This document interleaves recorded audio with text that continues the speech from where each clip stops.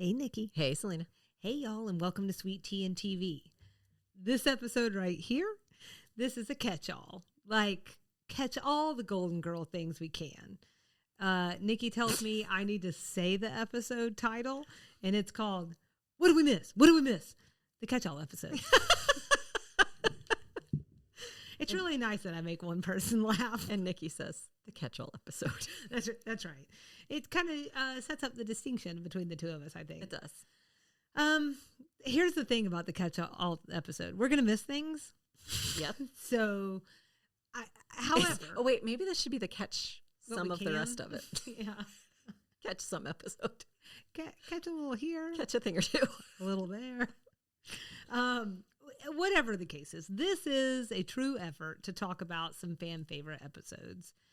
It's a chance also to talk about how Golden Girls lives on in our hearts and in the world of pop culture. It's many, many influences, other tids, other bits. As Nikki said somewhere in some document at some point, come for the behind-the-scenes gems, stay for the tribute to 4 women who changed TV forever. She's just over there just mouthing along with it. She's like, I remember when I wrote that gem. It's always the behind-the-scenes gems for me. For our purists out there, don't you worry. We've got the episodes right here for you. And then also, do want to thank our loveliest of listeners for the suggestions. Thank you, Zach. Thank you, Michael. And thank you, Adam. So, Thank you. thank you, Nikki. So Nikki also contributed. I just am here for the ride. She just reads what we put in front of her. Please. Season 1, Episode 7, The Competition. This is both a Nikki fave and where we see Rose's competitive streak first emerge as part of a bowling tournament. Season 1, Episode 18, The Operation. The main thrust of this episode, it's the worst way you could possibly put it, is Wasn't necessary. it's Dorothy's foot surgery, but we're here for that classic Golden Girls tap dance scene. And then Season 2, Episode 14, The Actor. All the ladies vie with one another for the same womanizing actor. I'm also told there's a treat in here for me. Nikki, I'm not sure. You never discovered it? I don't know. Oh, okay. Unless it's the deflating boobs. Well, yes. Oh, well, okay. it wasn't so much the deflating. It was her showing up with the balloons. I see. Okay. You loved the episode of Mary Jo. Right. The tids and the bits. The tids and the bits. I was looking so hard for it that I overlooked it completely. That can happen. That can happen. Especially for me. You could just say it whopped me in the eye. Season 3, but probably we shouldn't say that, you know? Let's not. Season 3, Episode 25, Mother's Day, where the gals reflect on some Mother's Day interactions over the years while waiting on their kids to call them in real time. But we are here for the Alice Ghostly appearance. And Season 2, Episode 5 of our podcast, we did an extra sugar all about Alice Ghostly, if anybody wants to deep dive into her. Because she is very fascinating. Yes. Also, we just talked about Alice Ghostly like a ton. Yeah. During our Design and Women Run. She is fascinating. Yes. And, I mean, she was one of our favorite characters. Her and Anthony. Season 5, Episode 18, An Illegitimate Affair, where Blanche finds out that her husband had a son with another woman. But here again, we're actually here for another reason, for the Dorothy Sophia mother-daughter performance at Shady Pines a la Sonny and Cher. Yes. Just rolls right off the tongue. So good. And then finally, Season 2, Episode 24, To Catch a Neighbor. The gals get involved in a fun sting operation, and there's a big old guest star in this one, plus a little baby romance for Dorothy. So, sounds good. You ready to get into our watch party without watching? Well, without watching together. Wait, you watch these episodes? Unlike the book club, I did my job. That makes one of us. Okay, so let's do the norm. General reactions to get us started. Do you have any general reactions to get us started? Oh, you hear. I do. So it's funny how we're mostly tuning into this one for all of these little things. Mm-hmm. Like, that's what I thought about. Yeah. It was all these, like, B plots or very, very tiny things that wind up being the big things in all of these episodes. Yeah. So I wonder, do people think, for instance, with the tap dancing episode, they're like, oh, yes, the one where Dorothy hurts her foot. Right. You know what I'm saying? Right. I don't know if some of these episodes are a byproduct of me watching Golden Girls in the middle of the night while I was studying in college, because it's sort of like on as background noise, and then something catches your attention and you turn, and maybe it's Rose and Blanche tap dancing, or maybe it's Rose being so mean during the bowling competition.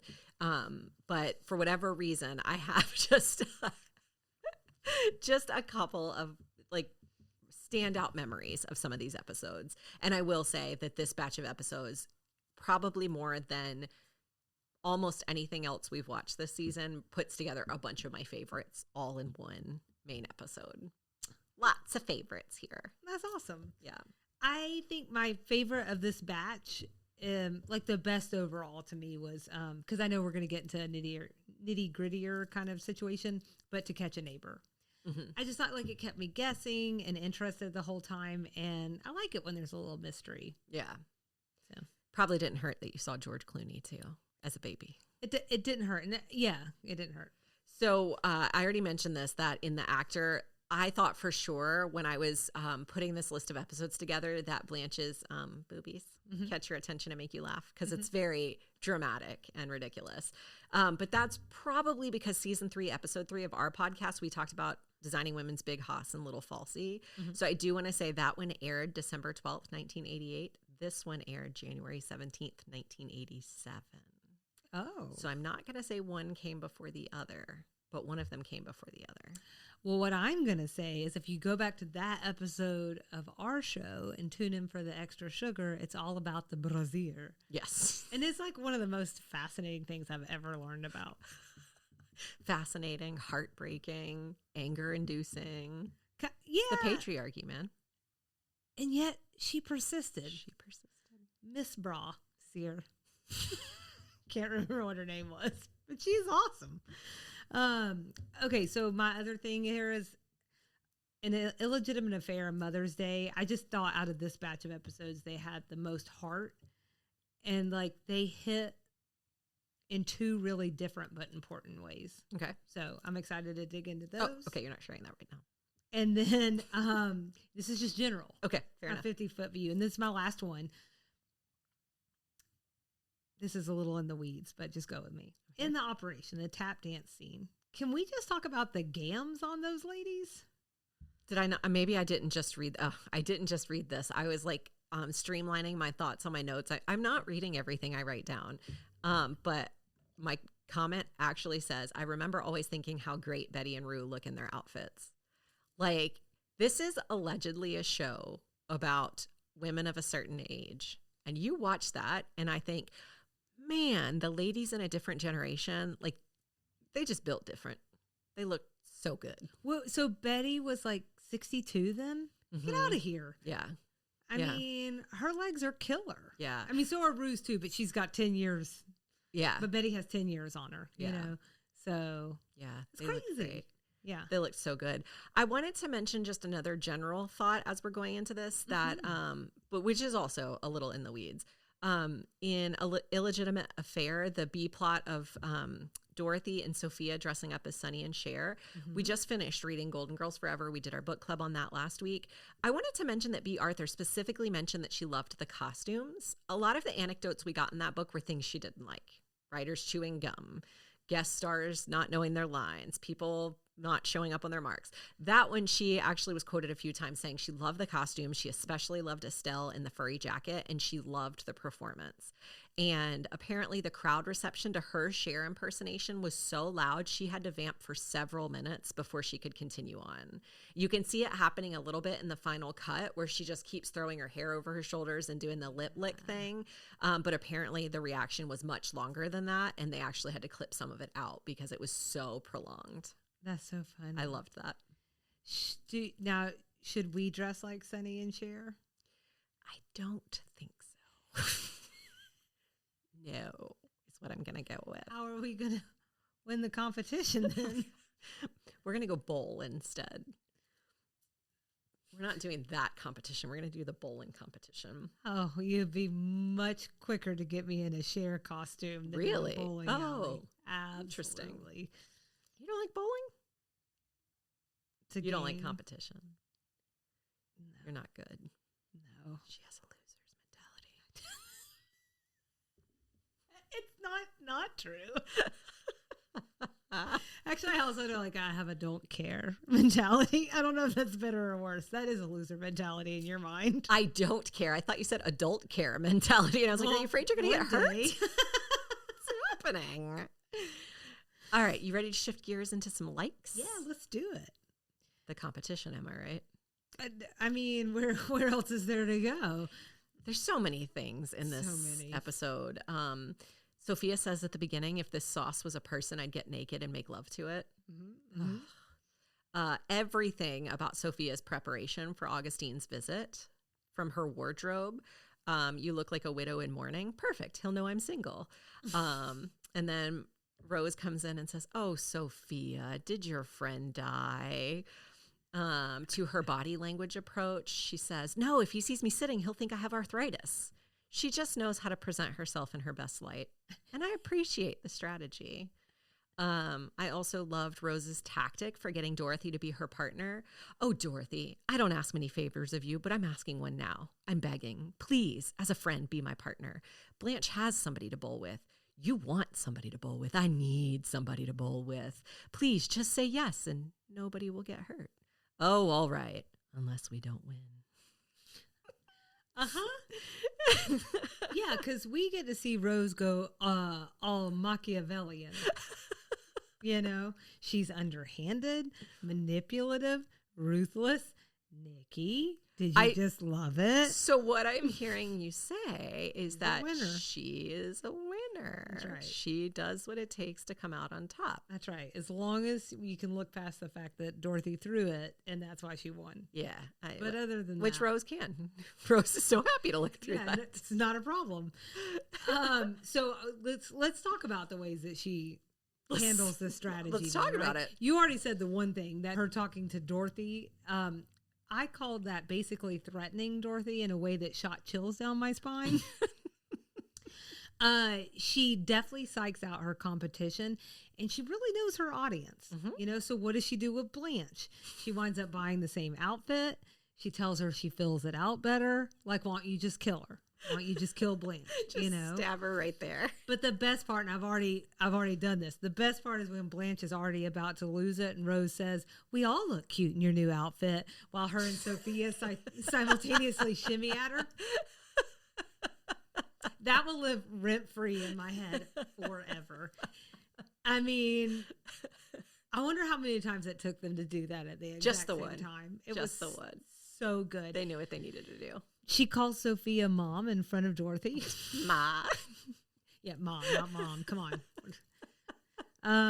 And the episode button was the trophy that she ordered with her name 3 times larger than Dorothy or Blanche's. Why, as Rose put it? Because I'm the one who won it. If you ever want to see it, it'll be in my bedroom.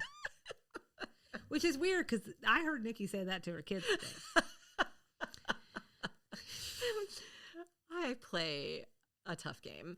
I also will say, though, as ruthless, if that's how you want to call her, ruthless, I'm putting that in quotes, and you want to call her competitive, and you want to call her scary. We got a little bit of that from Dorothy, too. I don't know if you remember Dorothy's tough love to Blanche. She says, if you don't feel like bowling, you don't have to. Just hold on to the ball, and I'll throw you down the lane. I think the difference is we expect that from Dorothy. Maybe, yeah. Maybe not that violent. Yeah. But it's just less like, okay, this is probably in taking. Plus now I've seen her play Jeopardy. So. Oh, right. Yeah, that's true. So and now I'm like. She's pretty intense about that. She is a little intense. I also loved that we got a Sophia Rose team up, and we don't usually get that. Yeah. Sophia has like almost no patience for Rose. So it would be a little against type for them to be together. Except this is the one time that Rose doesn't have patience. Exactly. This is an episode. This episode makes me think of my grandmother, and I'll tell you why. Okay. We used to play Uno together, and it was the only game we ever played with my grandmother. I have never seen that woman not the most wonderful, saintly human being ever. When we were playing, she would straight up laugh in your face. Mm-hmm. She would gloat when she won. Mm-hmm. And otherwise in life, She's perfectly sunshine, roses, everything. And I think that's why this episode hits me so hard. Plus, I'm competitive. So, but something about this episode, like I could watch it all the time and laugh the whole way through. It's really good. It's a classic. I mean, I literally just You're just going to shimmy on through the rest of the season. I think I might just do that at the office. Just constantly, every meeting. We might need matching bowling shirts. Maybe. You don't want to do Sonny and Cher with me, but you want a pink ladies jacket. That's what that is, right? Yeah, I want one. Yeah, it's a good jacket. Yeah. Right. Do you have anything else about that episode that you liked? Well, I had lots of things I liked, but that's the only ones I had written down. Okay. Fair enough. Do you like the honesty, though? I had one thing about the operation. She said no. I have one thing about the operation I wanted to ask you. Okay. I was curious how you felt about Sophia's cloud society and whether you'd be willing to make that our retirement plan. So she says, yeah, we stake out a bench, knock a few sherries back, and discuss what we think the clouds look like. Oh, yeah. Doesn't that sound lovely? Yes, I forgot about that part, but I super remember now being like, okay. I can get down on that. Yeah, I don't even have to toss a sherry back to look at some clouds, but you know what? You're old. You like sherry. You know? I don't know if I like sherry, but sweet. I'll get into it if it means I can be in a cloud society. Yeah. Do we get matching bowling shirts? Absolutely. The Sherry sisters. Did you have anything about that episode you wanted to share? I do. I have a couple. So Dorothy mouthing along sarcastically as Sophia recounted everything she'd done for her. You know, worse than 23 hours of labor. I don't know why she got that. Well, that's fine. Worse than the burns I got working nights as a fry cook to help put you through college. Worse than the time. And she's just sitting there right with her. And it's pretty perfect. So it's good to know I'm not the only one that gets to hear their birthing story over and over again. Sophia auditioning for Cicely's tourism board. This is where she says, I had my appendix out in a hospital in Sicily. That was rough. Why? They didn't believe in anesthesia back then. They had a nurse hold a pillow over your face so the other patients couldn't hear your screams. You had to pay extra for that. Sicily, love it or leave it. Tourism board. You think she'll get the job?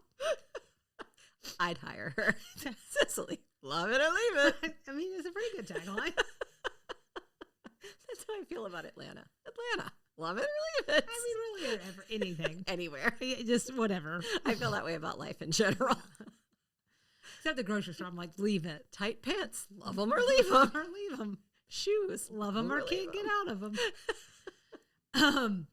The very comforting doctor stopping by to tell Dorothy that her surgeon is caught up in a malpractice suit and that no one really knows what they're doing and everyone's dying. Like, that was really nice. But the icing on the cake was the priest who swung by to give her her last rites. You know, just in case. Just in case. You never know. I mean, I feel like that's all the things she could have told them when she got home. She was like, I'm scared. And I'm like, I think you should be. The place is terrifying. They have no idea who's in the room. Your doctor's in a malpractice suit. And they're trying to kill everybody. Can I just say, isn't it nice, though, to have some consistency in the world? Healthcare hasn't changed that much. We can all relate. Yes, that is nice. It's so comforting. My last one is Sophia sitting there waiting for Dorothy when she wakes up. Yeah, she's grumpy about it, but we know the truth. She's a big old softie. Oh. So she said, I'm telling you, I'm Sophia. And she asks, how long have you been there? Sophia says, since they took you to surgery. I haven't left the room, not for a newspaper, not for food, not for a cold drink. All day I've been right here. And then she asked her to fluff up her pillow. What do I look like? An orderly? Push the button, wake up a nurse. I'm just here for moral support. She said, I already got that from my roommate. Okay. Oh, she's gone. And I never thanked her. Relax. She's not the Lone Ranger. She'll be back. I sent her to the cafeteria to get me a sandwich. She's a delegator. She is. She keeps her mind clear so that she can focus on the issues at hand. Yes, bring sweetness to life. Yeah. Yes. Yeah. That's it. Is that what you had for the operation? Anything else? I'm just going episode by episode. Mm-hmm. If I leave anything out, let me know. So Mother's Day. Mm-hmm. Let's see. I thought these were all wonderful Mother's Day bits. I thought it really stood out, the vignette with Dorothy and Stan's mom. So Alice Ghostley. It was wonderful to learn that she thinks Stan is as terrible as everyone else does. Yes. A Bajagaloop, if you will. Yes. And it was also really lovely how Blanche's mother ended up remembering more than everybody thought she did. So I don't know if it was that Blanche like jogged her memory or if she truly remembered these things, but everybody sort of, it seems like everybody assumes she doesn't remember very much. And it was really nice that she could remember the specifics even better than Blanche could. Right. I liked that.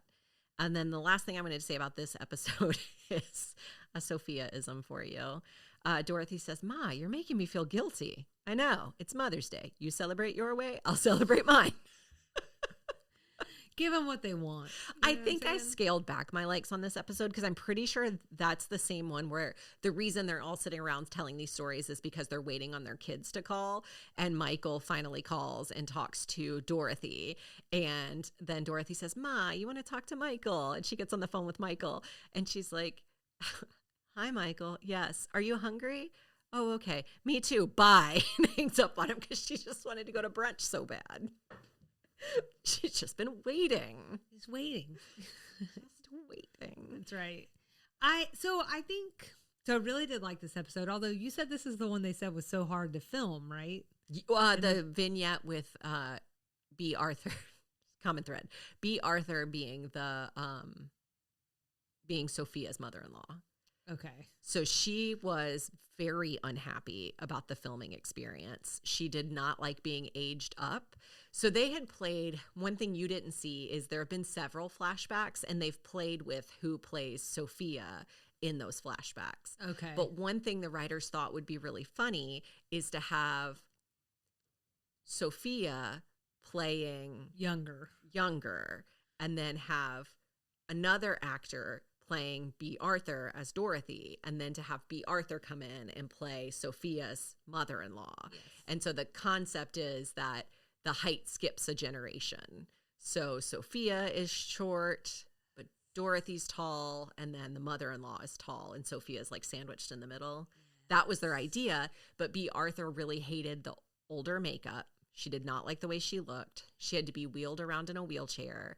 The actor that played her, who I said I thought was brilliant because her body language was so great, apparently she hit B. Arthur's knee on the coffee table or the door or something coming in, and it made B. Arthur really mad, and she could just feel her angry at her for the rest of the scene, and she thought that it didn't look good on camera. And then there were some jokes that they told throughout that vignette that she said, like, the audience just didn't respond to the way they thought they were going to. So that's the vignette she thought they wouldn't be able to salvage. Okay. I don't know if it explicitly said this in the book or not, because I don't know if you know this, but I haven't finished the whole thing. But like, apparently one thing that was a little challenging about B. Arthur is that she would just keep trying to make a line work. Oh. Even if it didn't work. Yeah. And they would try and rewrite it. And she would and it's so funny because now that they've said it, I'm like, oh, I see that. Like the way she enunciates things. Yeah. And they were like, she would just keep trying to hit it harder and harder and harder. And they were talking about how sometimes there's just some jokes that you as like, even now an audience member, you fall flat. And those are ones she would not let go, which is really interesting. And really interesting they let her get away with that. But I'd let her get away with whatever. B. Arthur, so. It's fine. It's fine. Please don't hit me. But I just thought that this episode was a smart way to explore like our ladies' relationship to motherhood, both through them waiting for their kids to call them in the present day and through flashbacks. Yeah. I do think this one is tinged in some sadness. That's called motherhood. I mean, honestly, and we don't have to go through we know what the different pieces are that are happening, but I don't know. Like, it's obvious that the show wanted us to feel something, and that happened. And I don't know. There were younger people writing the show, right? But it feels like there was a mother at the helm. Hey, butthead, have you called your mom? Have you called your mom today? This is what I'm saying, It just felt like a little bit like that. And also I was like, uh-oh. But I was mean, so sad waiting for Virginia to call Blanche. yeah. Not Virginia, sorry, Rebecca. I think Rebecca is the one she was waiting on the phone call from. That was real sad. I mean, yeah, but but it's also like I mean, there is some real truth to that. And there's like, it's like a whole thing. Like, moms put you as, not every single time, because that's ridiculous. But like, a lot of moms put their kids at the center of their universe. I don't even know. I think that's right. Controversial opinion. I think kids should be a beautiful part of your life. I don't think they need to be the only part of your life. Again, I don't have kids, so what do I know? Just wait till she gets a dog, folks. It's going to be in so many outfits. And then just the unhappiest dog in town. And then, regardless though, like, for it to work like that, and then sometimes moms come in dead last to their children, or this thing that you just have to do. There's something that's like really, really upsetting about that. There's also something to be said for a mother's role in that. And the kid who wants to talk to their mom is going to find a way to talk to their mom. And the kid who has baggage and trauma is going to probably not look forward to calling you. Right. And Blanche, as we saw throughout the series, there's a lot to her. I don't want to say she had a lot of character growth, because I don't think this show was about character arcs and character growth the same way we saw Designing Women. They definitely evolve a little bit, but there's not a ton of character growth because they were already so fully developed.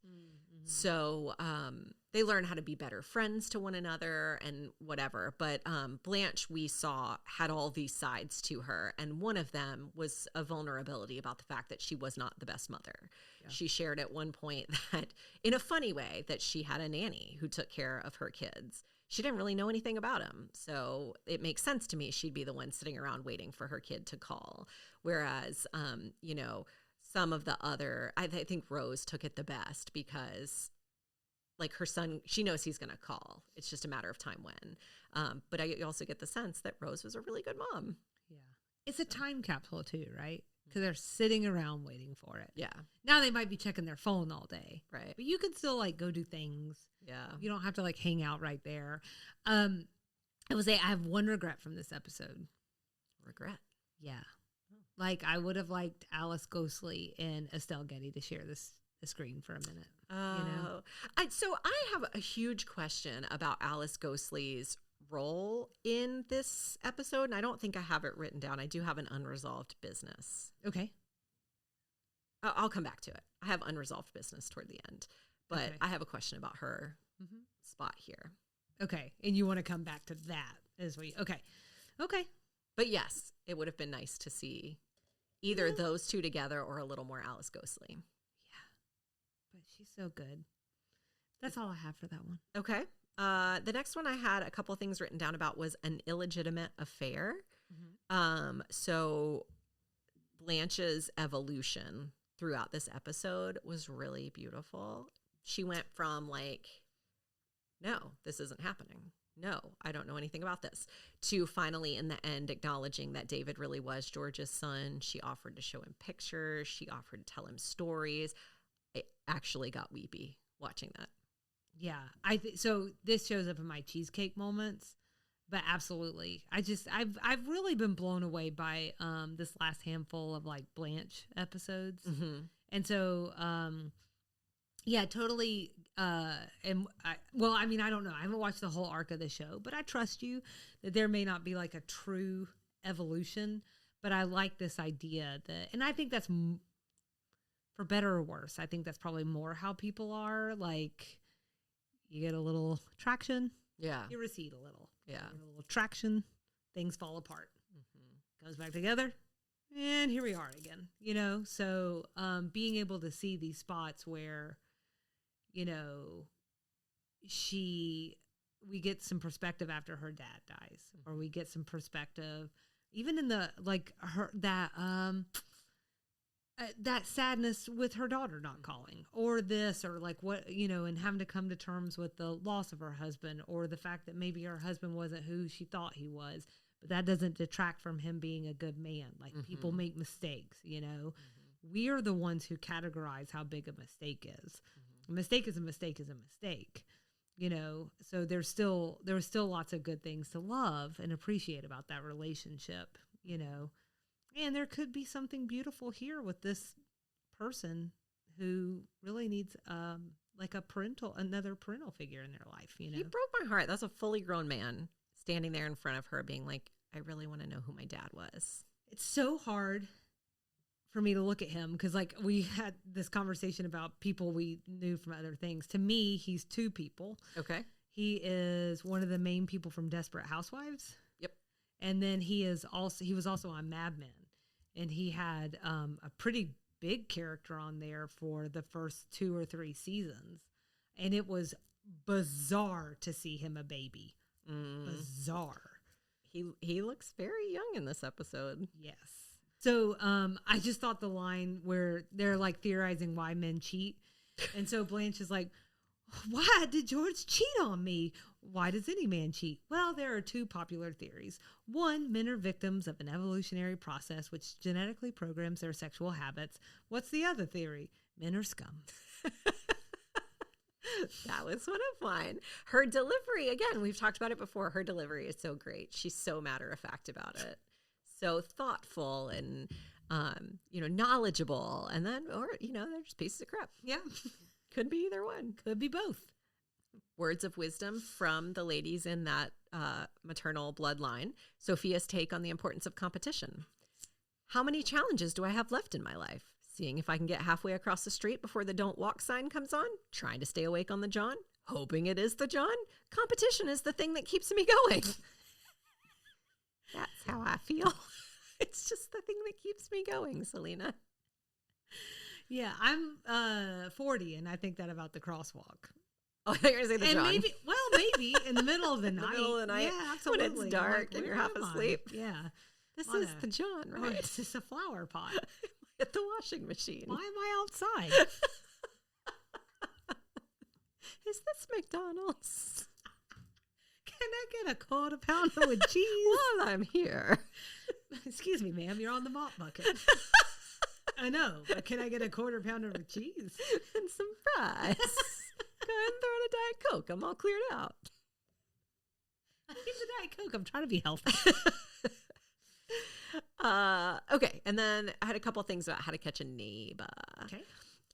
So I really liked that they didn't go for what would kind of be shock value of Blanche going after the young cop Bobby, otherwise known sexually. as But I kind of wanted that too.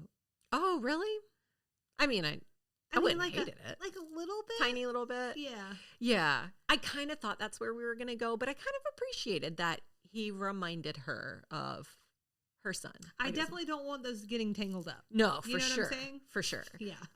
And one of the things that I read, not in Golden Girls Forever, I think it was in a blog post I read this last week. Someone was saying that there's a lot of inconsistency about how many children Blanche has. Yes, this is a son she's never mentioned before. So take that for what you will. But I did appreciate that that's the direction the storyline went. And then I hope one day that my life resume is going to look like Sophia's. Mm-hmm. Let's go. Me too, but say why. So Dorothy says, Sophia says, let's go. Ma, you're not going. I am. If anything goes wrong, you need someone experienced. In what? Life. You're looking at a woman who's lived through 2 wars, 15 vendettas, 4 operations, and 2 Darrens on Bewitched. I don't think those are very good reasons to go. No? How about this one? I'm hungry. Let's roll, Dano.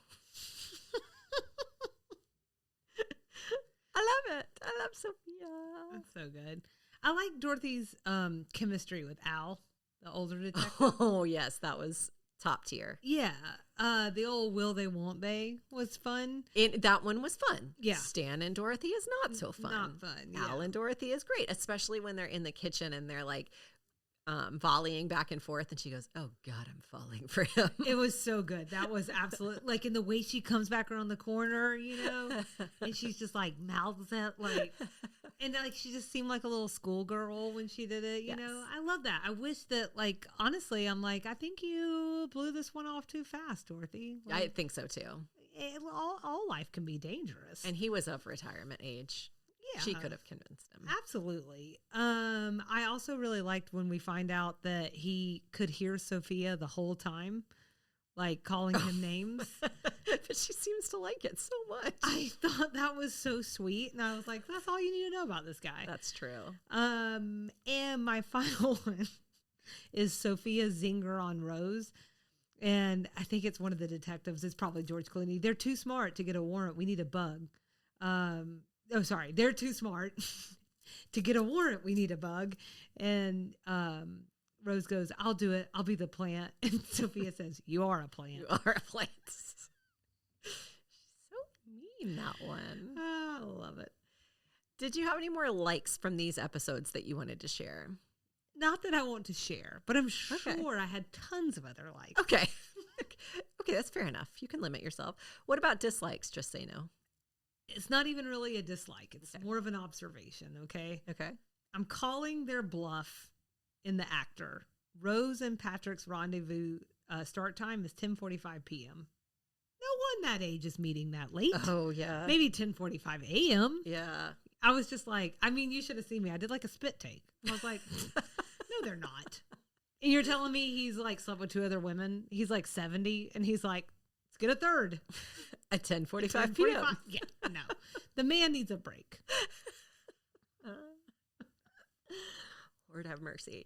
Did you have any cheesecake moments that you wanted to highlight? It's just biology, Nikki. He's got to recharge. Yes. Okay. Yes. And mine are all Blanche. Okay. So she has a couple of cheesecake moments across this episode with, I guess you'd call them son types. So we kind of already mentioned one, which is In To Catch a Neighbor. And this is with George Clooney's character. And there's just something about, like, I honestly hadn't even thought about them coupling up until you said that. And then I'm like, well, okay, I kind of want that too. Let's give it a whirl. Let's see what happens. But before that, I really like that. You could tell he was lonely and he just needed like somebody in his life that's like a mom figure. He did. And I just thought that was really lovely. And my favorite is the illegitimate concern, and with David and Blanche bonding. That was so lovely. It's so good. And I did actually write this one. Well, I didn't write it, but I just copied and pasted it. But this is his son saying, "Look, I know my coming here hurt you, but this wasn't any picnic for me either. I'm angry too. I grew up not knowing anything about my father, who he was, what he was. I wish you could just tell me something about my father. Whether you like it or not, I am his son." And I just, and then she finally starts opening up and she starts talking to him about it. And I think that's really important. I think that anger piece was really important because obviously really underneath the anger is hurt, but underneath his anger is hurt, And so I think once they could connect on that, then that opened the door to her realizing that maybe she was being a little selfish. He didn't ask to be this man's son, So I thought that was really nice because you're also talking about he never had a dad. She had George as a partner the entire time that he was alive. Mm-hmm. And so the least that she could do is provide the benefit of information that she has on him. Share a little bit of the memory. I mean, it's really important, I think, that people know where they came from, I mean, just for your health. But beyond that, I think you can just learn so much about yourself when you know what your roots are. So I have a practical concern with her acknowledging that he's George's son, because depending on how many children they have, that could complicate the estate once Blanche is gone. I see. That kept running through my head the whole episode. It seems like it would be a thing that would run through her head as well. I would imagine. Yeah. Because she's the one that owns the house that they all live in. So you presume George had a good living.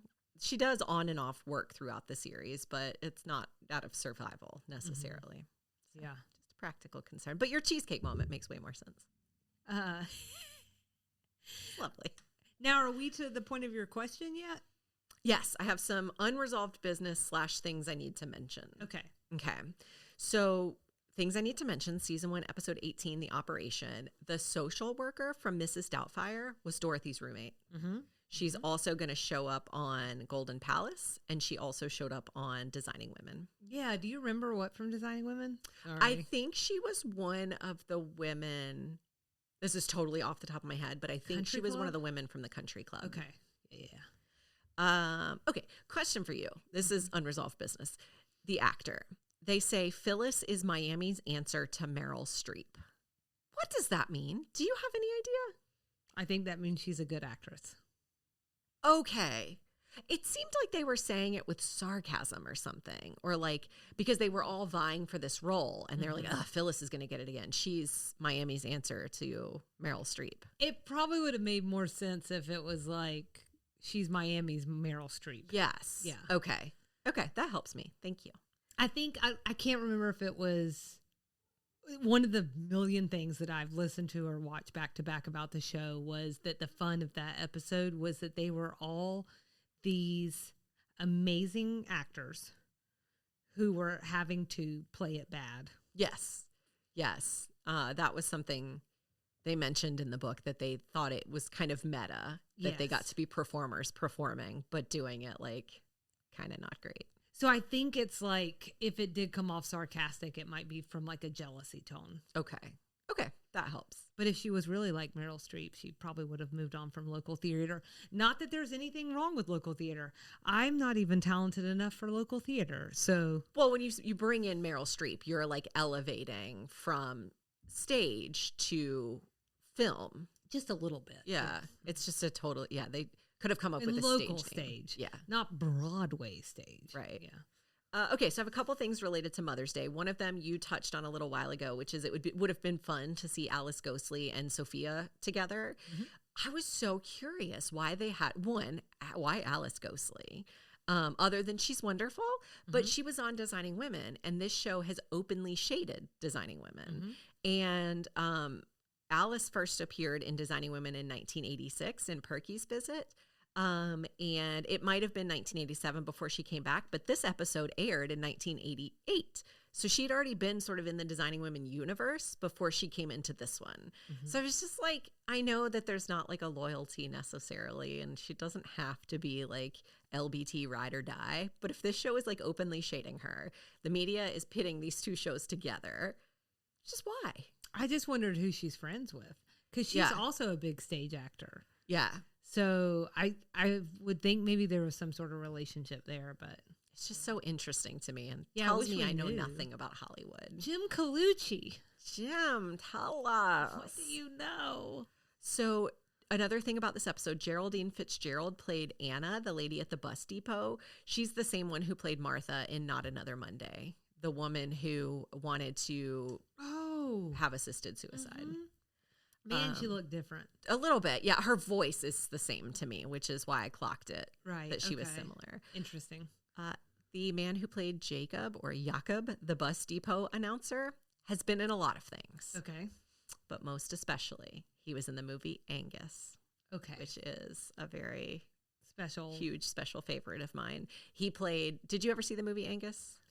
You know, I don't think I did. But I know what it is. So Angus is trying to get into this special, like, STEM school, basically, like some kind of science academy. And they send someone from the school to interview him. And the guy is the interviewer. And as soon as I saw him on this episode, I was like, he's from Angus. You already answered this one. I was going to ask you how you felt about Dorothy choosing not to give Al a chance in How to Catch a Neighbor. Yeah, I didn't like it. I didn't love it. I thought that was a shame. That could have gone on a couple episodes. But maybe the guy that played Al was tied up with something else. That said, I would rather have ended that way than like a cheating or something. Or he gets shot down in the line of duty. Well, yes, that would be tough. And also, you mentioned this one too, An Illegitimate Affair. Mark Moses played David. He also had a role on Desperate Housewives, which was created by Mark Cherry, who was the writer of this episode. And this was his first Golden Girls episode. Oh, funny. Okay. Well, looky there. Anything else you want to share about these episodes? I have a little section that I thought we'd go through next called Cheesecake Send-Off. I don't have anything else. Okay. And I'm like, I don't have anything for your send-off. I was gonna blare right through anyway. It's occurring to me that we're leaving Golden Girls here soon. And it's occurring to me that we haven't really done any sort of like best of or like superlatives. And you know I love a competition. Have I mentioned that? So I thought we would go through. Sophia always has the best lines, so I thought we'd do best Sophia lines, characters who line or lines. I can't hold myself to just the one. I held mine to one. Oh, I'm so proud of you. It's not even an episode I watched. Oh, I don't know what it is. Yeah. Character who surprised us the most. Okay. Any quotes you might revisit in the future. Any episodes that you think should be essential viewing for a new watcher. I would like to do a rapid fire guest star celebrity cameo before they were famous appearance rundown. Okay. Any highlight cheesecake moments. And then you suggested revisiting casting with 2025 eyes. Yes. So, think we have time for that? Yeah. We're going to make time for it. Sure, absolutely. The sun's just setting. All right. That's okay. I do see well after dark. I'm kidding. I don't. I'm just going to drive home and wing it. I don't. Perfect. Best Sophia line. Can you tell me what episode? I can't. Oh, okay. Best Sophia line. I've just seen clips of it. Oh, okay. That's why. So, but I kept hoping maybe we would run across this one because they had it in the 40th anniversary special, and I've seen it pop up a few times. But Blanche says, "My life is an open book," and Sophia replies, "Your life is an open blouse." That was the Golden Girls version of the McDonald's arches joke that Julia made for Suzanne in the very first season of Designing Women. This was my way to finally talk about that line. And you know what I hope for everyone? I hope that all of your lives are an open blouse. Just for you, Salina, I think I have come across, I know I've come across a post where they pulled together all of Sophia's sickest burns, and there are several against Blanche that I think you'll appreciate. And let me be clear, I think I'm well established if you go back and listen to these episodes. That You're all for slut shaming. Yes, big fan. Yeah, so I'm not, but sometimes a line is just funny. And Doesn't make it any less funny. Let's give it its flowers and move on. It's just TV. It was either 1985, 86, 87, 88, 89, 90, 91, or 92. So it's fine. We didn't even care about women until 1993. And arguably, we still don't. So my 3 favorite Sophia lines were from episodes we watched this season. Okay, sorry about that. That's okay. No, that's good. That's a good one. Not Another Monday. I always wondered why blessings were disguises. If I were a blessing, I'd run around naked. It's true. It's funny because it's true. Yes. From the Days and Nights of Sophia Petrillo, this is what I thought yours was going to be. The store man says, "I've never seen a more perfect piece of fruit. No? Then try kissing my behind. It's a real peach." And it's Southern. Yes. Kind of. And then my favorite Sophia line from like a heartfelt perspective was in Not Another Monday. She says, "We're not in this life for peace." I think about that a not insignificant amount because my ideal day involves little to no complication. And I do really think like some of the best, we were talking about this earlier today. Well, like that's your ideal day. Yes. Not life. Life. Yeah. But it's a series of days that I wish were deeply uninconvenienced. But that's not life, you know? And some of the most difficult things in life are the things that bring you the most joy. But yeah, like the best things in life are free, I hear. Give them to the birds and bees. That's from a song. Birds and bees. I need money. That's what I want. I want money. That's what I want. It's the opposite of what I just said. That's what they say. I thought you were going with the lyrics. So give them to the birds and bees. I want money. No. I'm not that quick. Fine. A character who surprised you the most. Who is it? I wonder if ours is going to be the same. Mine is Rose. 3-2. Oh, Shoot. Cool. 3-2. Rose. Is it really? It is. Okay. Tell me why. She's just my favorite little surprise. She's just my favorite. Golden Girls. You always think you have her painted into a corner. Like, she's America's sweetheart. Everybody likes her. She's kind of dumb. But almost as quickly as you're lured into that. She's pretty. She's kind of an idiot. We love that in America. She's blonde. We love that too. Almost as quickly as she lures you into that, though, she reminds you she's no Flat Stanley. You have to watch, see what she does to challenge her competition. She handles them.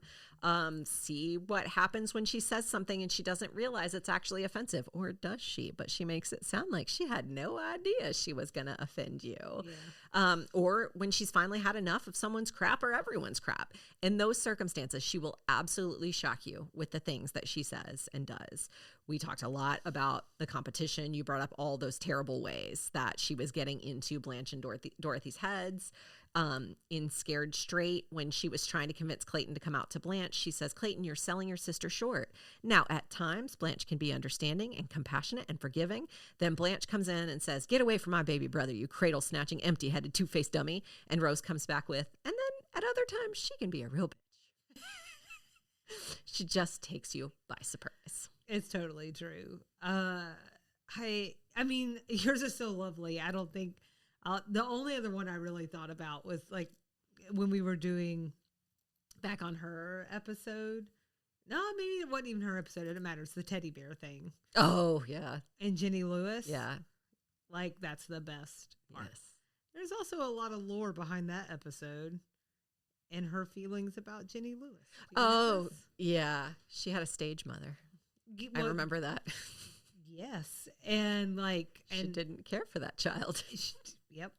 But I thought the reason was really interesting if it, and whatever she felt was in her head and never probably really all the way came out, although that is more than I would have expected to get from a Betty White. Yeah. But it seemed to me like, and this is from that Jim Colucci interview, again, can't say enough. Go listen to that. And if you didn't listen to our book club episode, go listen to our book club episode, and that'll lead you there. Ha! Suckers. Gotcha. Anyways, it was more of this idea like I don't like stage moms. Mm-hmm. And so that whole dynamic, like I need it out of my face. And I bet you it's because she had to experience that. She's been in TV for over 30 years by this point. She has to be so over that mess, So I just thought that was really interesting. But anyways, yeah, I just found her to be the most surprising character. I feel like the rest of them, they're very consistent, Yeah. Maybe after that, it's Blanche. Yeah, because she had so many, like... ahas. Yeah. Mm-hmm. But Dorothy and Sophia are pretty... You know what you're getting with them. Yeah. Even with the Days and Nights of Sophia Petrillo. Yeah. This is what I would have expected from her. Yeah.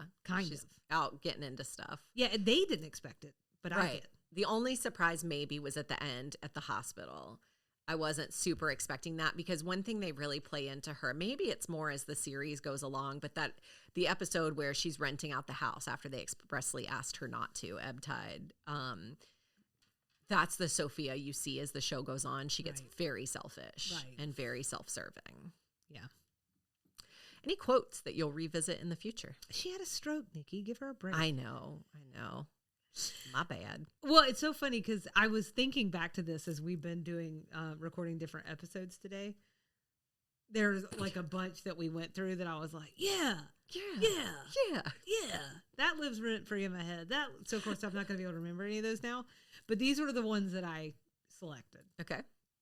For me, the most personally applicative at the moment is the one from the pilot that Dorothy said. You know what's young to me now? 40. Suddenly 40 is young. Okay, I don't feel that way, but I'm going to tell myself that in the mirror from time to time. Yes. So there's that. Sophia and the competition, and we had talked about this in another episode that we recorded today that's not happening right now.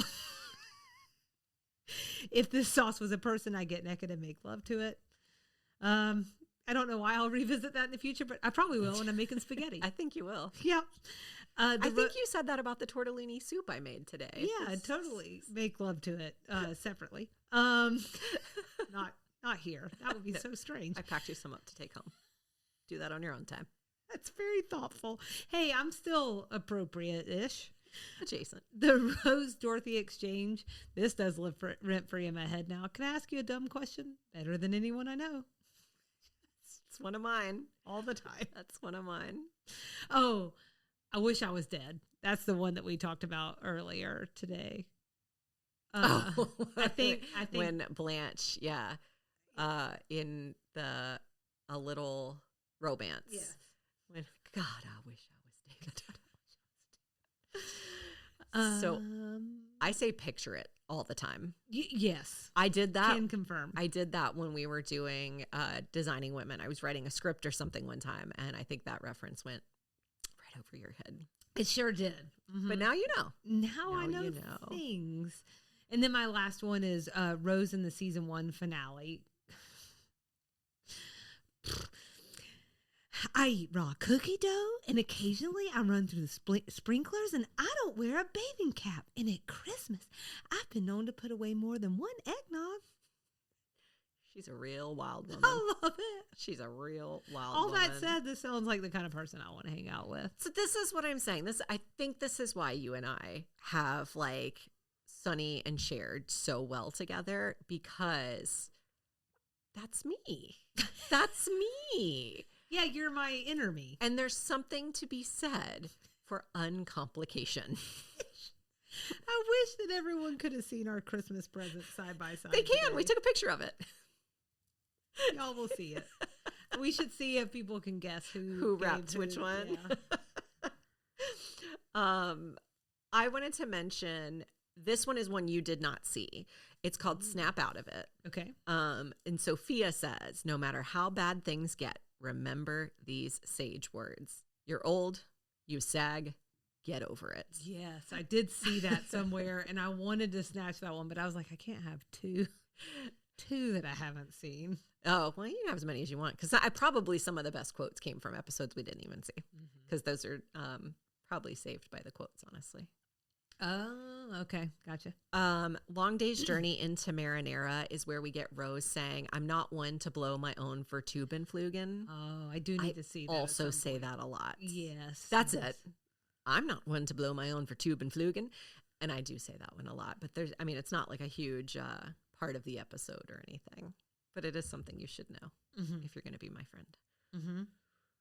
Are you ready to move on to episodes that should be essentials for new watchers? I am. Okay. I have 2. Tell me. Impress me. Well, I'm not going to impress you because I haven't seen every episode. So this one really falls on your shoulders, kid. Got it. But if because this is a sitcom, it's not, you really could probably jump in anywhere. But yes, I think if you really wanted to know the background on these ladies and how their character dynamics with each other are set up, I'm pointing you to the season 1 finale. Okay. Because you get both of those That's things. The Way We Met? Yes. Okay. And I think that sets you up for success. Yeah. I would actually say that over the pilot. I like that better than the pilot. The pilot's fine. Mm-hmm. But that really gives you everything that you need. And then I think you can decide, I want to spend time with these ladies. It's not for me. Yeah. It's not for you. I don't want to know you, but that's okay. We can't be friends. So I'm not one to blow my own Vertubenflugen, but I thought we did an interesting thing pairing the pilot with that finale. Yes. Because I do think that you get sort of that 360 view, like current, how the ladies get along together and how they met. And I think they do a nice job of teeing the show up for you. So agree with that. It's definitely the finale. But more required watching though? Excuse me? Did any of that come out? What's in this sparkling water? Is that all the required watching for you? I have more. Okay. I also think you need to watch how it ends with One Flew Out of the Cuckoo's Nest. You want them to just automatically watch how it ends. This show is 30 years old. Okay. Yes. All right. That's brazen. Okay. So here's my thinking on it. One, we talked about how there's not, and you're taking my word for this. I hope the Golden Girls fan clubs will agree with this. There's just not a ton of character arc. There's not a ton of, you have to have watched this play out in season 1 to understand how this happens in season 7. Sitcoms weren't really doing that then. It's just not necessary. Right. So I think that when you talk about Golden Girls, you talk about the fact that it is one of the saddest finales of all time. And I think if you watch that, of sitcom all time, if you watch that finale, you will immediately know how much these women meant to each other. And you will immediately know you need to know what's happened the last 7 seasons. Okay. So I feel like you're going to be inclined to want to go back and watch more. It's a good argument. Thank you. But then I also have 1 episode per character. Oh. Okay. So for Rose, I'm going to pick either The Competition or season 1, episode 8, The Break-In, which I do not think we watched. It's a good one. It's a goodie. Wait, is that the Christmas one we were supposed to watch today? I think it is. That's the Christmas one. So watch it. Required watching. Yeah. We were going to watch it together today, but we talked instead. Yes. And I learned about munchlings. Munchkingling? What are they? Thanks to my daughter, not me. Munchlings. Oh, I had it right. You had it right. Hey. It could be to do with the fact that Carolina led you through every single one and made you look at her whole setup. And smell them. I'm glad none of them smell like broccoli. Oh, that's true. For Blanche, I'm going to suggest Mrs. George Devereaux, which is season 6, episode 9, or season 5, episode 11, Ebb Tide. I just feel like it would be a huge missed opportunity to not see her play the depth of that character. Okay. Love it. For Dorothy, I'm going to go with season 5, episodes 1 and 2, Sick and Tired, because Susan Harris said that Dorothy's voice is the one that she feels the most connected to. And this is an episode she almost came out of retirement to write because it was so important to her. So I feel like, and also B. Arthur has a beautiful performance. Or maybe season 7, episode 2, The Case of the Libertine Belle, because it is peak know-it-all Dorothy. And also she comes out on top. Right, she gets a win. She comes out on top, and I think she deserves that. Finally, for Sophia, I'm going to suggest season 4, episodes 5 and 6, Sophia's Wedding, or season 3, episode 1, Old Friends. Also, depth of character. Right. Sophia's Wedding, there's a lot of funny. There's a shock and awe moment. There's a lot of funny with the part with her and the guy in bed together. Augustine in bed. Not Augustine. Maxwell? Max. Thank you, Max. Yeah. Them in bed together. Shock and awe. But Old Friends is, again, depth of character, beautiful performance. Yeah. I'd suggest that one. Yeah, totally. That's a good one. I had one more. Okay. So the other one, just for like a fun episode, just to show you like what this show can do, and everyone also has something to do, and that's To Catch a Neighbor. Oh, yeah. So plus I think people will get a kick out of seeing George Clooney. Yeah. So you kind of go all the things. Yeah. Can I do my rapid fire guest star celebrity cameo before they were famous appearance rundown? I hope you will. Goodness. Okay.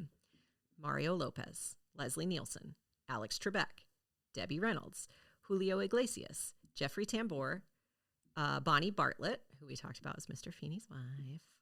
Let's skip some of these. Ruby Dee, Cesar Romero, Quentin Tarantino, Jerry Orbach, Burt Reynolds, Bob Hope, Dick Van Dyke, Mickey Rooney, George Clooney, Sonny Bono, Rita Moreno, Jenny Lewis, Nancy Walker. I think just stop scrolling. Oh, that's it. Those are my high points. Okay. There were a couple others I don't know. Brenda Vaccaro. Okay. I think I missed Anne Francis. And well, you didn't because you just said her. There you go. But isn't that crazy? And Alex Trebek is the one who said that him showing up in questions and answers, his response to that was, it pays to know Betty White. She brought him in. Several of the classic Hollywood stars, like the Dick Van Dykes of the world, the Mickey Rooneys, definitely Bob Hope. She called in a favor to Bob Hope. Those all came directly from Betty White. Okay. Well, while we're on this train, I just wanted to, do you have a favorite? Gosh, I'm such a Leslie Nielsen like fangirl.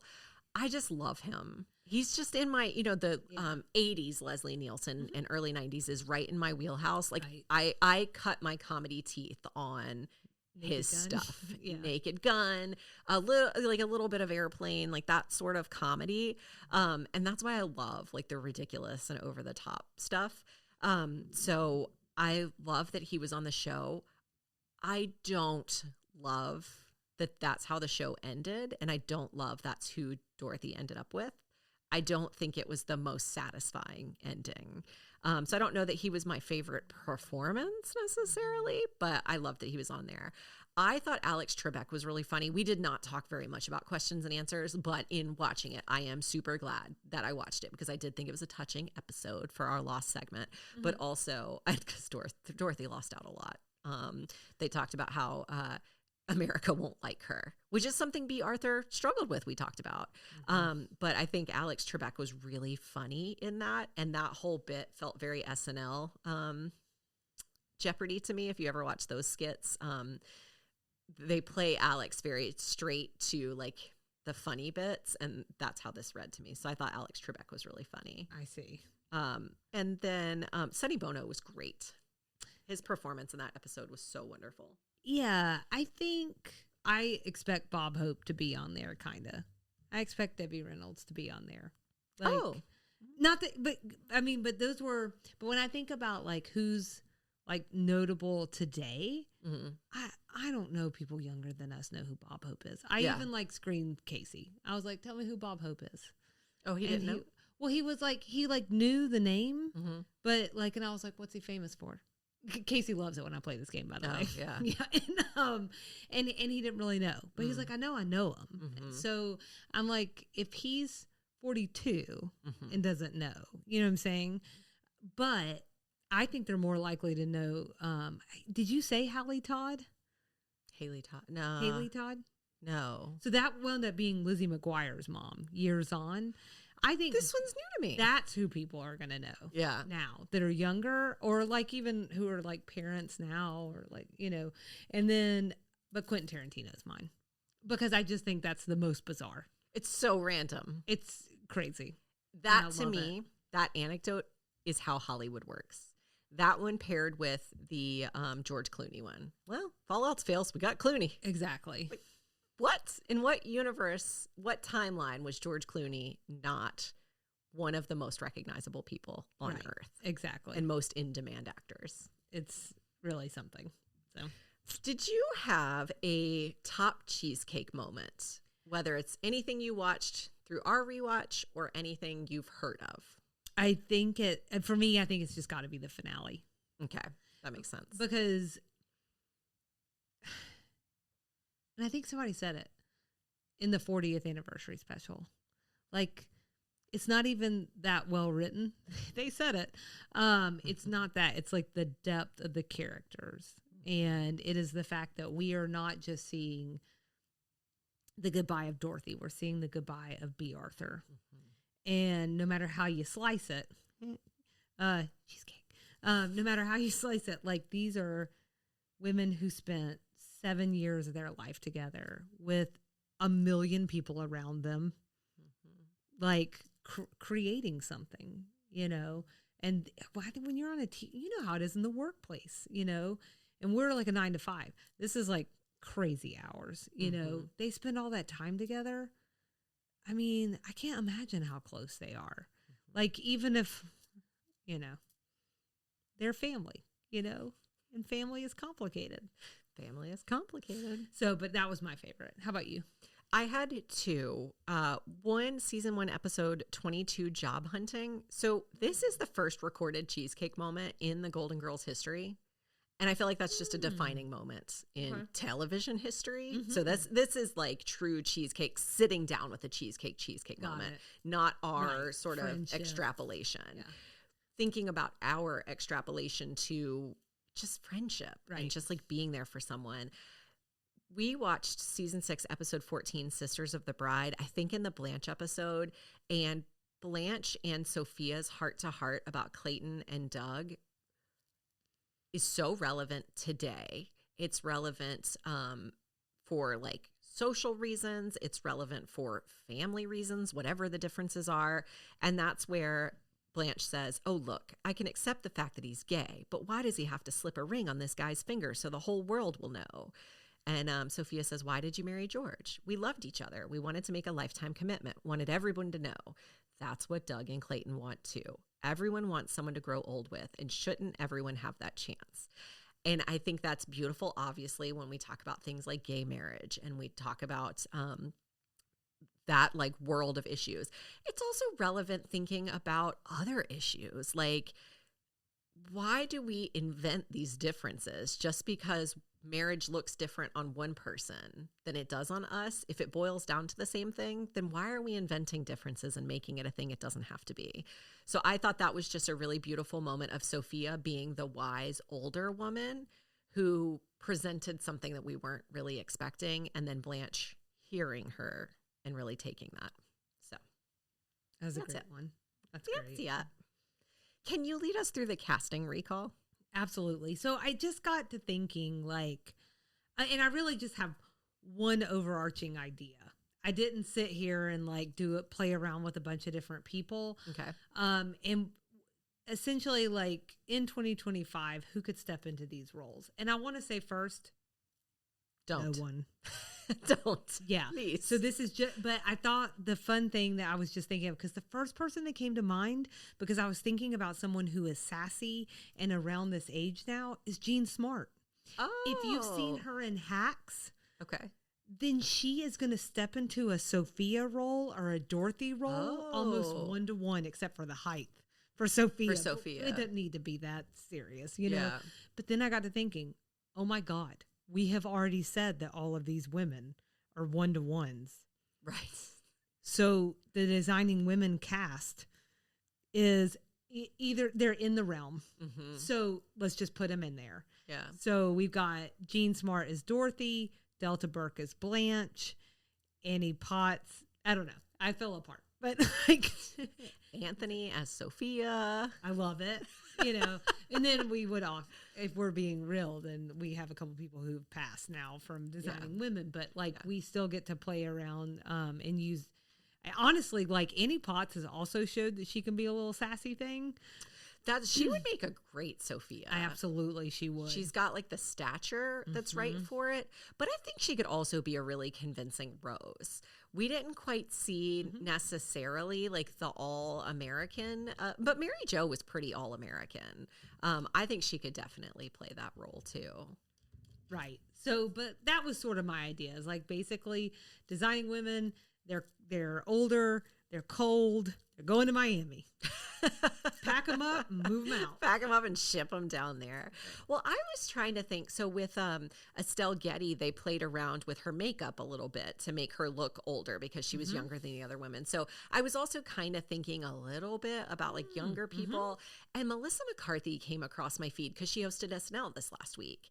And she's such a good physical comedian. Oh my gosh, and she's such a good character actor that I feel like she almost could do Sophia like in an interesting way. She's 55. She's so I mean I think she's in the realm of what would be like, again, we've got in our minds, but not totally silly. In our minds, we've got it that all of the Golden Girls were like 90 or something, and they just weren't. I've seen all of these memes of people taking them and putting them with like today's hairstyles on, and they're so much younger. So I think like a Melissa McCarthy could absolutely play up, and it almost would be funny. It would veer into like satirical maybe in a way that Estelle Getty's performance didn't, because all the news clippings about Estelle Getty had to be like, oh, and by the way, did you know she's not actually 80 years old? She's actually younger than everybody, because no one really knew her. Right. Everybody knows Melissa McCarthy. Right. We could also do like a Reese Witherspoon as a Rose, because she is very all-American. She is almost like her generation, our generation's Betty White. Yeah, I could see that a little bit. Yeah, I think, man, if you want to talk about a great comic duo that did not get used enough, that would be Melissa McCarthy and Sandra Bullock. When they did The Heat. Oh, yeah. They were so funny together. And Sandra Bullock has so much range, like, because she really can be the does. outrageous one. She can play the straight man. She does it all. She really does. You know. That's true. She can play all 4 characters. Someone else I was thinking of, and it's very embarrassing because she's quoted throughout this book. She was quoted throughout the 2020 ABC special. She was on Designing Women, and her name has just flown out of my head. But she is on Abbott Elementary. Cheryl Lee Ralph. Cheryl Lee Ralph. Uh-huh. I kind of would love to see her as a Sophia. Yes. I would love to see that because I haven't watched Abbott Elementary like in a concerted way, but I keep seeing clips of her character from that show.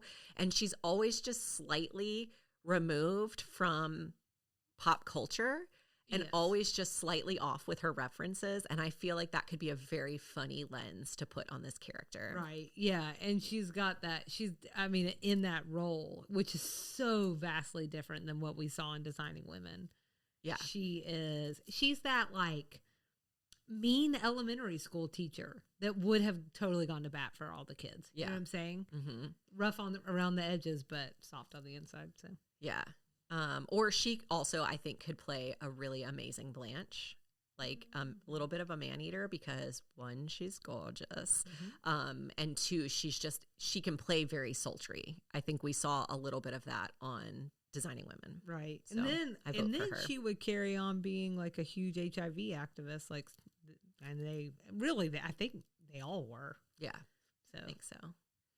Those are my votes. I love it. Okay, I feel good about tacking on that addition because I but did you it know when what? I did. We didn't come up with a Stan who is so unlikable. George Clooney. Oh man, that is an interesting exercise. Yeah, I mean, you would need your Dorothy first. Yeah, well, that's true.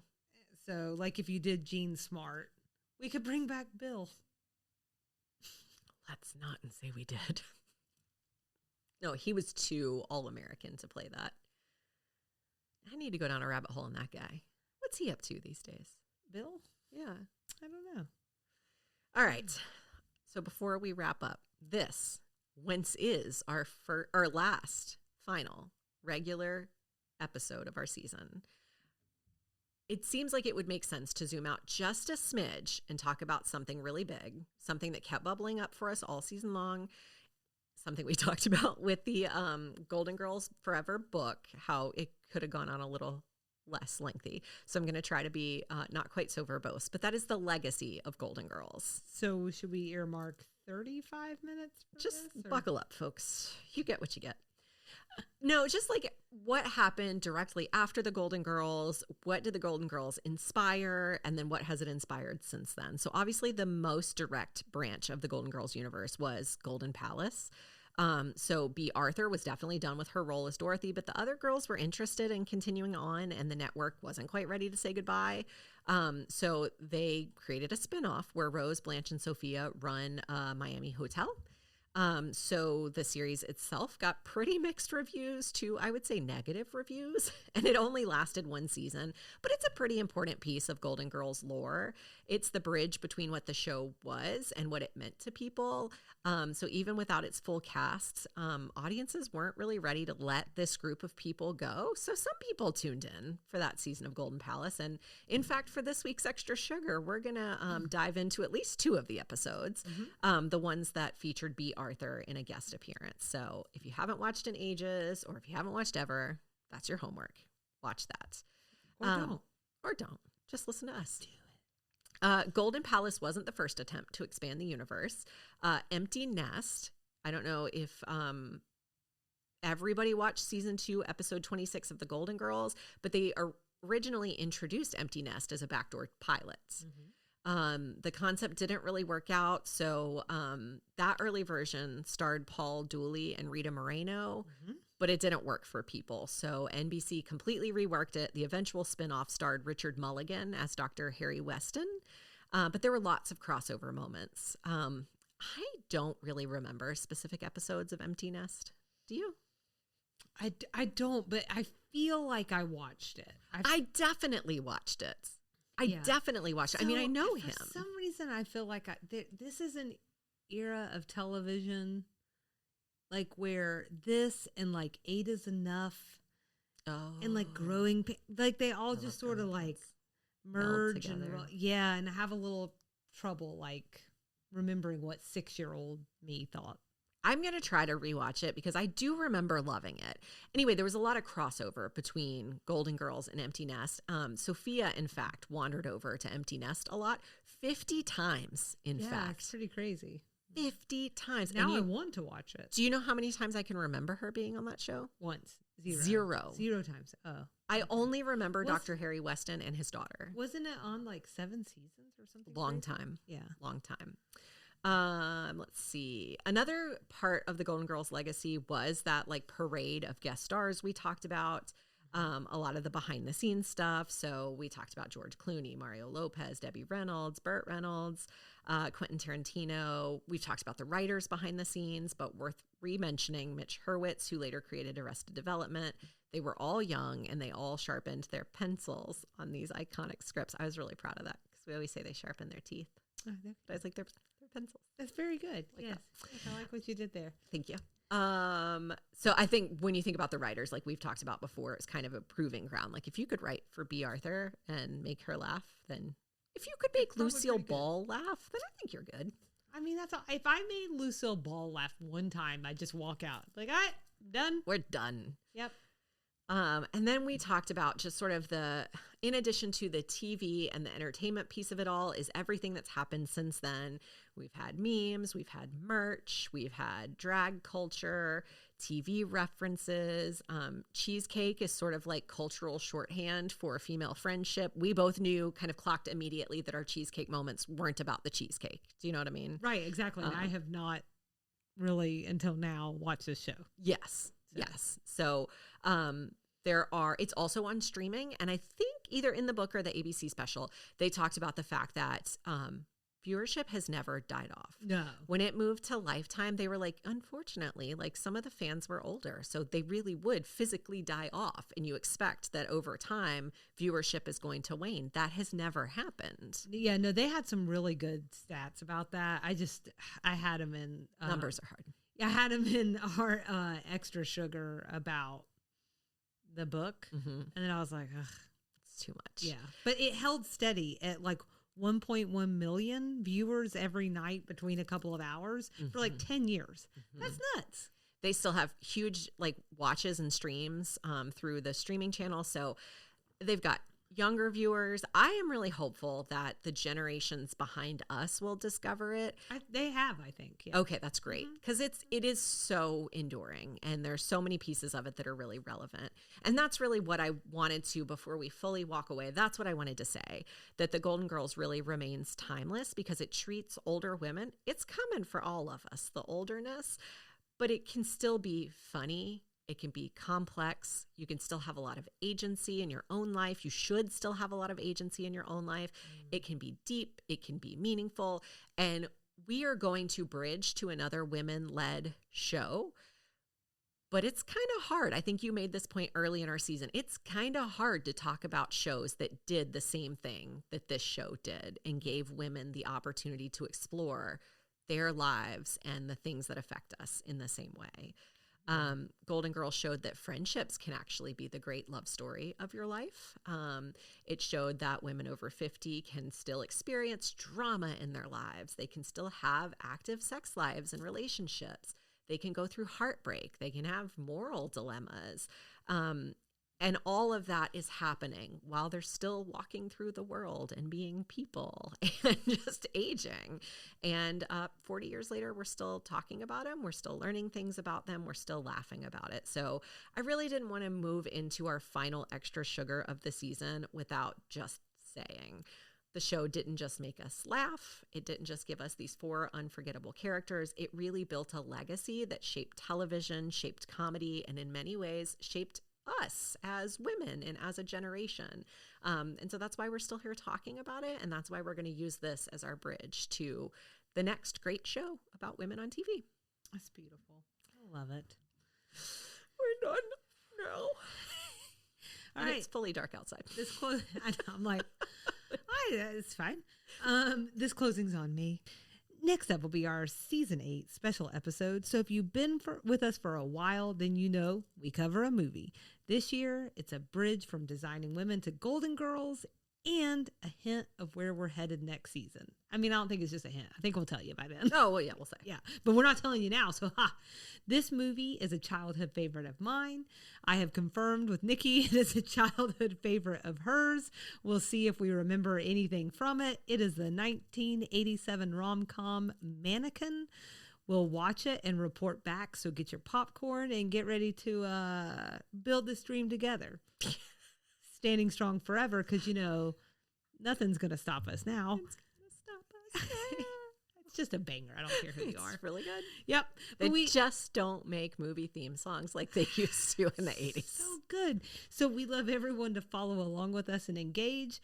Instagram and Facebook at Sweet Tea and TV, TikTok at Sweet Tea TV Pod, YouTube. Yep. Figure it out. Email sweetteatvpod@gmail.com. Sorry, y'all. It's my own shortcomings. Don't take it personally. And then you can find us on our website at www.sweetteatv.com. I'm an imperfect perfectionist, and it's not easy. And there are also several ways to support the show. Tell your friends and family about us. Rate and review the podcast wherever you listen. We have additional ways to support us from our Support Us page. Rolls off the tongue. And then come back Thursday for a discussion about, as Nikki already queued up, Golden Palace, and specifically when Dorothy returns. Thank you, listener Adam, for suggesting. And you know what that means now, Nikki? Now. What does that mean? No. Now, Nikki. Thank you for not judging me too hard. And being a friend.